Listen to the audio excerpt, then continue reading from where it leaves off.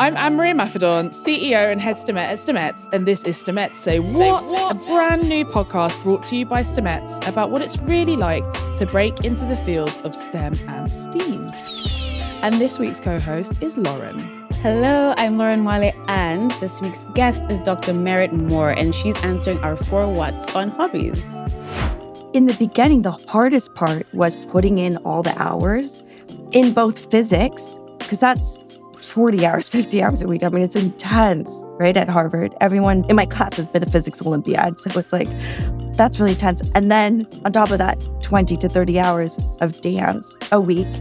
And it's years, not just like a week or 2 or a month. It's like years of putting in super hard work. How are you, Merritt? I'm great. Pleasure to be here. Oh, it's a pleasure to have you. So I have a very important question. I need you to close your eyes, go back in time, and tell us about the first moment you discovered the magic of STEM. It was so subtle.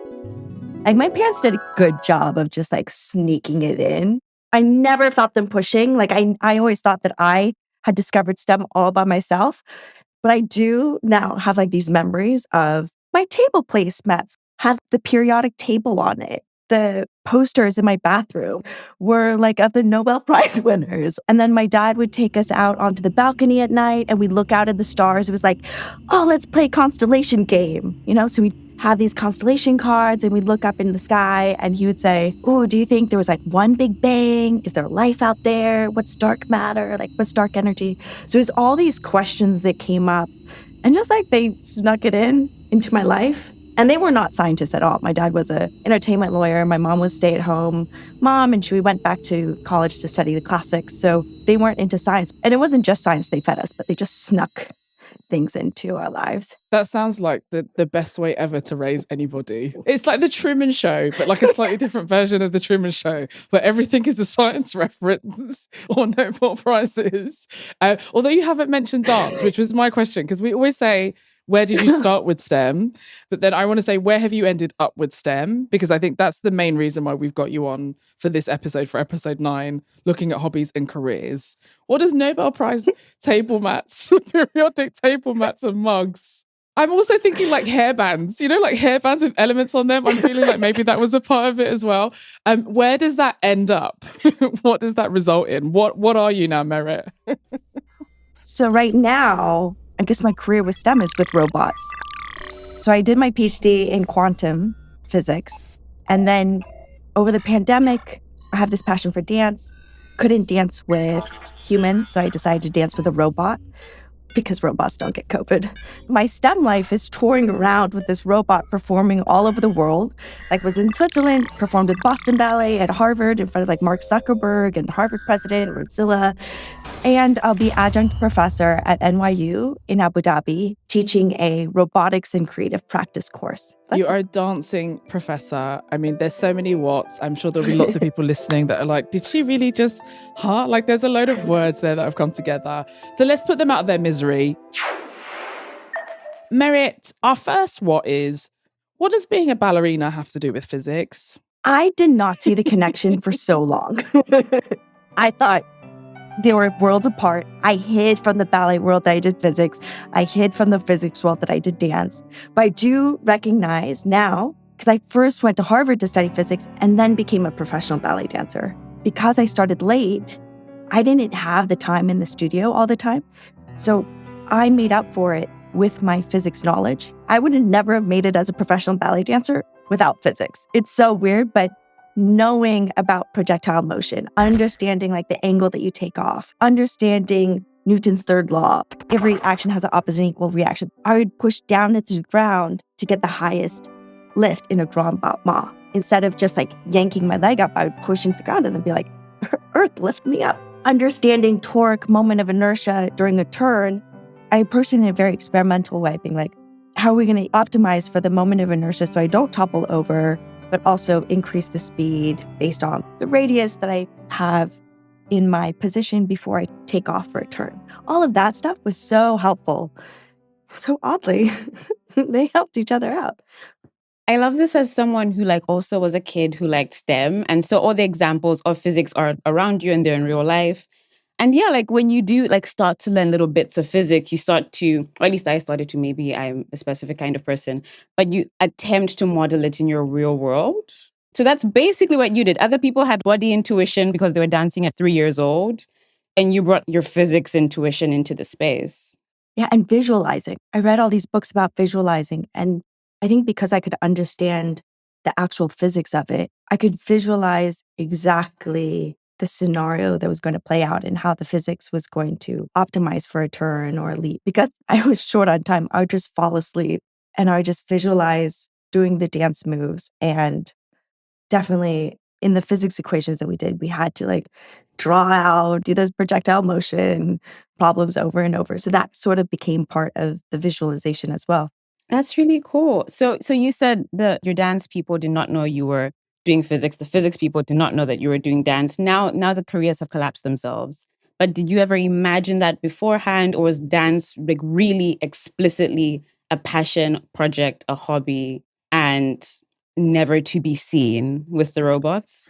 Never to be seen with the robots. Never thought robots were going to be involved. And I've been trying to quit dance for probably over 10 years. Like, Why? because I kept being told that like to be a good physicist, I should stop the dancing because I was dancing so much. And so I entered Harvard and I was like, okay, I'm never dancing again. They had all these performing opportunities. And I was dancing a lot actually at Harvard. And so then I was auditioning. I got into Zurich Ballet. After Zurich Ballet, I'd made it, threw away the point shoes, threw away the ties. I was like, I'm never going to enter a dance studio ever again. Just never. And then I just kept getting sucked back in. I wanted to ask one more question, Merritt, before we head into our second what, because I think it's really refreshing, actually. There's lots of folks that we have had across the podcast and everyone's gone on their own journey. I think what I'm loving a lot about hearing about yours is we've hit everybody with this idea that they wouldn't have even drawn together, but that you are making this journey, you are creating the journey. And I think whereas it's important to inspire and talk about like all the good things, I think it's also important to like reflect on the fact that it's not really like struggle. I don't want to say like, what are the struggle? What are the challenges? But what has been the resistance that you've had? What's been the nature of the resistance that you've had? I can imagine like you're doing something so far out that there will be loads of folks who maybe just don't get it. So what have been your techniques? What have been the things you've ended up saying? Like, is it that actually the dance shuts them up and you're like, just wait, just wait until you see. And then they're like, oh, and then, and it's like in the movies, or are there certain things that you've been like, no, this is a technique. This is something I've had to use to prove. This is something I've had to use to convince. This is a diagram that I draw for folks, or this is a paper that I wrote that that was is that what your PhD title was? And then now everyone's like, oh, okay, we get it. Like we read the paper, we understand. We're just gonna, we're gonna let this happen. In the beginning, the hardest part was putting in all the hours in both physics, because that's 40 hours, 50 hours a week. I mean, it's intense, right? At Harvard, everyone in my class has been a physics Olympiad. So it's like, that's really tense. And then on top of that, 20 to 30 hours of dance a week. And it's years, not just like a week or two or a month. It's like years of putting in super hard work and not knowing if it's going to work out, not knowing if I'll make it into a ballet company, not knowing if I'll make it in physics. And then definitely being told that by doing both, I'm sort of negating the possibility. That was also really hard, is really blood, sweat, and tears, putting everything I had and being like, I don't know if I'm shooting myself in both feet, and that I won't make it in either because I'm like trying to pursue both. So that was definitely the hardest part. There is still a feeling in a lot of camps that if you have an outside passion, that it better be just a hobby. And that if it's anything more, it means you're disloyal and that you actually don't like the job that you're doing. So I saw that whenever I put physics also in my resume to ballet companies, like I've been pulled over by directors being like, do you actually like ballet? I would not be auditioning if I didn't like this. But there is that question being like, oh, this girl actually, she doesn't really like this. Or in the physics world being like, oh, we can spend time going to the pub or we can spend time hanging out. But if someone uses that same amount of time to do a passion, it was looked down upon as me then not working on physics. I'm like, you guys are hanging out at the pub. I'm just hanging out at a different bar. It's a ballet bar, but so I think that was, and I always felt like I just kept quiet. At the end of the day, I think part of being a physicist is an experimentalist is that at the end of the day, the data and the results speak louder than anything. I actually didn't know if it was going to work out. And I was like, there's no point even having the conversation. If I can make it or push that limit a little bit farther to give other people hope to do it, then that'll just speak for itself. You've like sparked a little seed of inspiration in me because you're right. Like I have a full-time job and hobbies and projects like this for me is like a whole side activity that's really enjoyable. But people do react with like, don't you want to get promoted? Why are you always talking about these other projects? Why are you spending all this time on these other projects? When it's like, well, if you want me to show up and like be happy to show up, I want to do this other stuff. It feeds a different skill set and a different part of my spirit so that like everywhere I'm like good vibes and happy. And you grow and you gain a strength and skill sets that people can't even predict. I got this quote from a dance teacher when I was young. Stop beating yourself up to be perfect. Like perfect is replaceable, but unique is irreplaceable. If you do a unique, random, tangential hobby and you don't do the conventional, this is how you do it, everyone going on that same path is pretty much, in essence, replaceable with anyone else going down that same path because they all have the same skill set. Anything that you do to gain that strength and to broaden and in a quirky, different way, I think people discourage that when people are different at the beginning, but then praise it and celebrate it later down the line. Perfect is replaceable. Unique is Irreplaceable. irreplaceable. Poetry. Poetry. Go for it, Lauryn. Go for it, listener, as well. Right. Second, what? You are doing lots of different things. And I think as well from your career, the different things aren't even the dance and the physics. They are, the professorship, they are the touring, they are the performing. What is the best way to split your time across this portfolio career? These, if we want to call it a hobby, we can call it a hobby. Although, at this point, I don't know which is the hobby and which is not the hobby. The side hustles. What have you found is the best way to split your time or split your prioritization or, it's basically time across all of these different things? So I definitely like to write a list of the priorities. So what are the top 3 priorities? And then make sure that the hours in my day parallel that. So if there's a project that's my top priority, then I block off in the morning because I have to do things in the morning.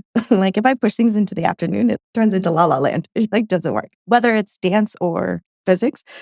And it definitely, the levers change based on, I can't go 100% on both all the time. So if there's an exam or experiment, I'm like amp it up to 1,000% on that. And then I amp up the other one and I go super intense. So that's how I tend to do things, super deep, super intense on a specific project and like have a baseline of maintenance for the other stuff. If I'm sleeping at the lab doing physics, I'll still commit like an hour or two to stretching or dance. But it's changing the levers. And always, someone had told me the trick of first thing in the morning, you write down the 3 things that are most important to you and you make sure that you're devoting time to it. Because I think it's super easy to wake up in the morning, get bombarded by emails and things that are easy to get distracted with, but actually aren't one's priority. And then days go by where 0 hours have been committed to the actual like top things on your list. I like what you said about levers. So it's like, obviously pass your exams, or if there's a performance coming, obviously practice for that. But since I'm stealing this time as like a Lauryn advice hour, and I like write alongside all the other fun projects, what always happens is urgent things in other corners mean that writing just keeps slipping and sliding off the list. And like I published a book earlier this year, and that was a huge project I achieved. After that, it's harder to like anchor to the other smaller projects. So I think people find it easy to pivot for like an exam or like a manuscript deadline, but maintaining the habit and that kind, like you said, that maintenance bar of, if you like bake, you should try and bake every weekend and not just like bake a wedding cake because someone, has ordered it, since baking is also your side hustle. Like what advice do you have about that maintenance level and making time for stuff? So to be honest, I do have a very lazy side. I know that about myself. When I was at college and I was trying to keep up my dancing on top of the physics, I would book auditions, but it was mainly to keep up my maintenance. It made me have a deadline. Artificially signed up for things that would force me to have a deadline. The problem is you can always kind of blow off friends because they're super understanding. But if you can get a publisher or someone to be like, this is your deadline, like I can't tell myself to do anything. I'm like super rebellious with myself. But if someone else tells me, I'm like, okay, we're doing it. Like deadline's here. Are there like qualities you think that you need to be, and also like, dear listener, we have an episode about freelancing. Check that out. But like from your perspective as someone with a portfolio career, what qualities or skills does someone need to build to, do this well? The fun thing is I think that everyone has their own amazing qualities. Everyone has their deck of cards, and it's figuring out what one's strengths are. I hear a lot of talk of like, oh, one needs to be confident. And like, personally, I'm not sure I'm the most confident person, but I make up for it because I've got the fearless. That's been my strength, is that I'll approach a scenario where I think people will be like, I'm going to back away. And I really lean in. I do think that like everyone has their set of qualities that really work. I know for me, I can be super resilient. If someone says, I need to do it for an hour, I have the endurance and I will be there for 2 hours. If people show up 5 minutes early, I'll show up an hour early. I've got that fearless part and super excited about things. But I think everyone has different amazing qualities that is their success qualities. Definitely. And I think you're right. Like going on that journey to discover that, being able to say actually and recognize that those things are qualities. So whether it's the dance, whether it's the physics, whether it's the cooking, all the different things, all the different hobbies, I guess as we've called them, or side hustles as we could have, I think it is recognizing them and being like, yeah, these things are all additive and they make me better rather than things that confuse or diminish one thing or the other. It's time for our third what. And I'm making a big assumption in this question. So Hedy Lamarr, physicist that I'm sure you know and aware of, one of my favorite people that I like to talk about all the time, was a Hollywood actress and a physicist, which is very close to you, Merritt, but not the same as you. There are lots of folks who do really interesting things and smush things together and build careers from them. And I wonder whether there's ever been a time or whether there's been anything maybe as you've got older that you've noticed that you're like, oh, that person kind of did what I want to do. That's my role model. That's someone who I want to emulate, or that's someone who I want to compare notes with, or, someone that I'm like, I know I'm doing okay. And I know that this is like within the bounds of reality because this person did it. Or are you more of your own role model? And I know I'm talking a lot, but I'm asking this question because people ask me this all the time. They're like, who was your role model, Anne-Marie, when you did all this stuff? And I was like, well, I like the technology and I just did the technology. And so every day when I wake up, I'm like, I just want to do the things that I enjoy doing and we're going to see where they go. But the older I've got, the more I've been like, there's someone called Stephanie Shirley. And oh my goodness, there's someone called Gladys West. And yeah, there's someone called Hedy Lamarr. And so actually they're my role models now. What has been your guiding star, really? Have you had a role model? Are you your own role model? And what's it like being your own role model?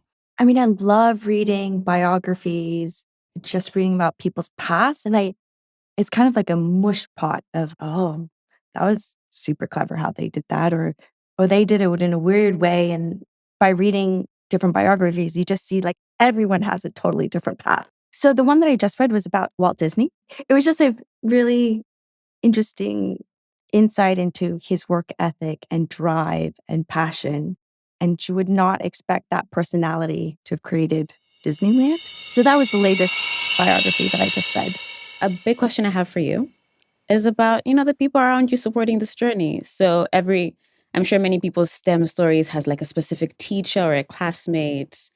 Do you have mentors, allies, sponsors, networks, accountability partners, a dance friend, a physics friend? Like, what's that web of people like for you? It's super important for me to keep up the motivation and inspiration. I didn't realize how much I relied on that until the pandemic. I am happy on my own. I like my time in my pajamas. We are good. But during the pandemic, I just realized I was taking away from the mentors and support system and the friends and everyone that's around me. My entire life, I've had really phenomenal mentors, especially in dance, where they take me under their wing. I slept on the kitchen floor of my Italian dance teacher's place. She would train me, then I would stay and stretch for 2 hours. She would make lunch. I would come back and have lunch with her. I would nap, and then we'd watch ballet videos for like 3 hours. And then she'd train me at night on the bus. She'd be like poking me to like make sure I had my good posture. And she'd be like, you want to be a professional dancer in the studio? You have to be a professional dancer on the street. It was not just in the studio. It was a life mentor. And I've had phenomenal teachers like that. Josie Walsh, also someone who I'm going to go dance for her.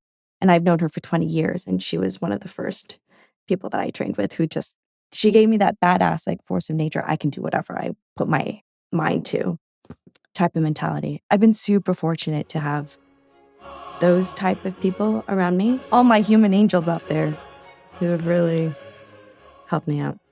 I love the term human angels, definitely stealing it. For someone who's, looking to have human angels, like how do you find them? How do you formally ask to move into someone's kitchen and train 24/7?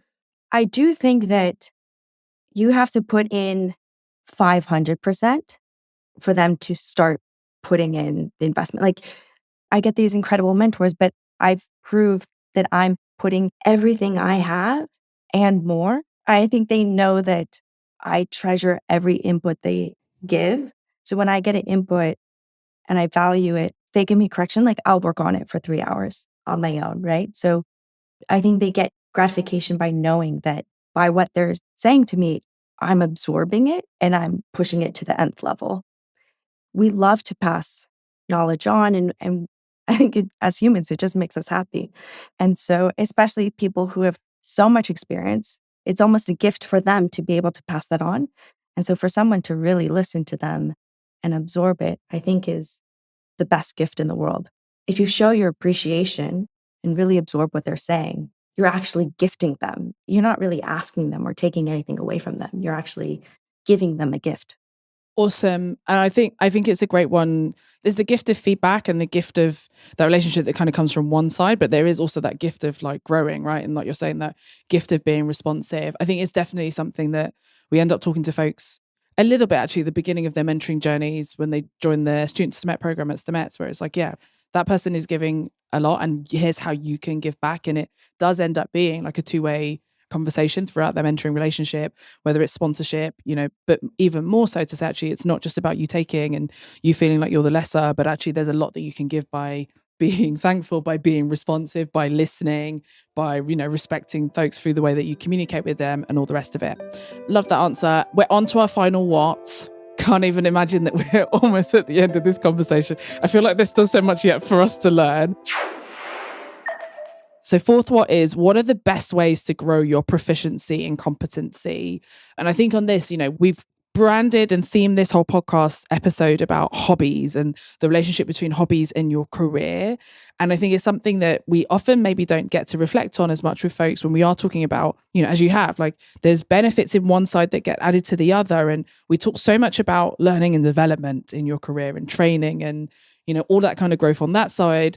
What have been the best ways to grow in proficiency and competency in your hobbies? And this is in your outside work interests, but also across dance. And what have been the learnings, I guess, you've had? Like, as you've become a better dancer, what have been the learnings for physics? As you become a better physicist, what have been the learnings for dance? And how have you made sure that you're continually getting better and continuously improving? Yeah, it's such a dilemma because I think it's a beautiful time where we're understanding that we need that breadth and like we can take things from different fields. But also, I think the strength is if people can go super deep, and going super deep takes a ton of time.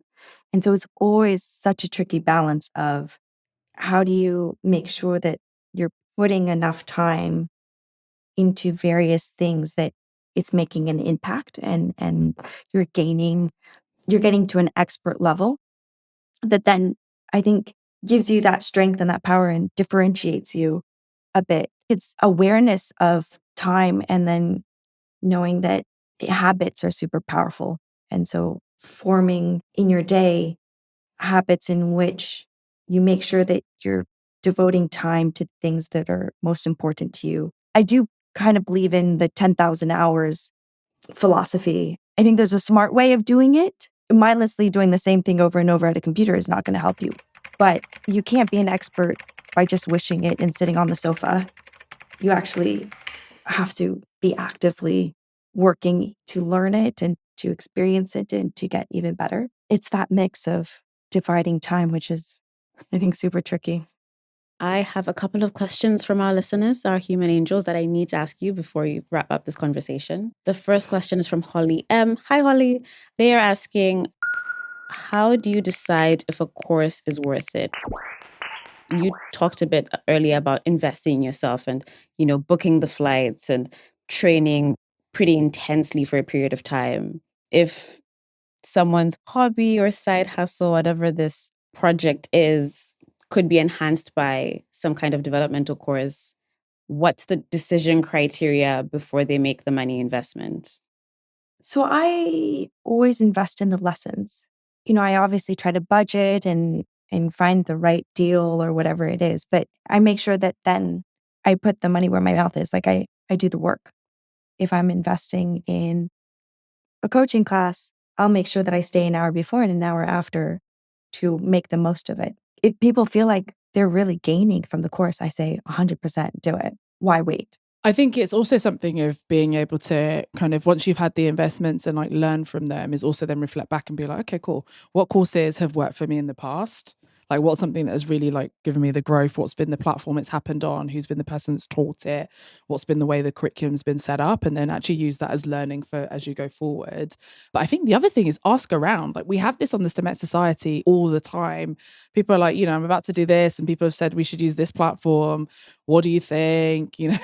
Like I've just used this and it's great if anyone wants to learn Python. Like here's the thing to go to. So I think definitely being a part of a network or a community where you can compare notes on courses also helps, because sometimes it can be daunting. Some courses cost quite a lot as well, right? So I think there's definitely that kind of learning, know how you learn, and maybe courses aren't the main way or the only way for you to learn and aren't the best way that you learn.